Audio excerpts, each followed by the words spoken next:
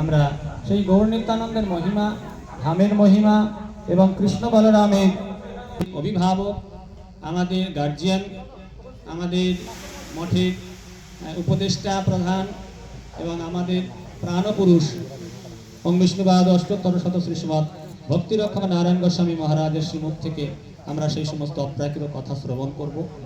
আপনারা একটু অত্যন্ত প্রীতির সঙ্গে, শুধু মনোযোগ সহকারে বলবো না, মন দিয়ে অনেকেই শোনে, কিন্তু প্রীতির সঙ্গে শ্রবণ করতে হয়। নিজস্ব নিত্যতা খুব মন দিয়ে একাগ্র চিত্তে প্রীতির সঙ্গে ভগবানের কথা শ্রবণ করব।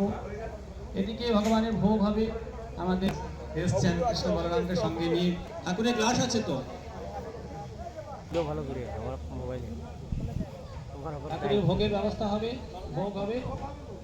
আগে এখন তো আপনার মোবাইল ধরিনি না, পিঠা বানায় কিছু করা আছে, আমার মোবাইলে শুধু ভিডিও। হ্যাঁ পিঠা বানা করা হয়েছে। ঠাকুরের একটু আরতি করে ঠাকুরের ভোগটা দেওয়া হবে, আর তার সঙ্গে সঙ্গে একদিকে ভোগ হবে, একদিকে হরিকথা মহারাজ পরিবেশন করবেন।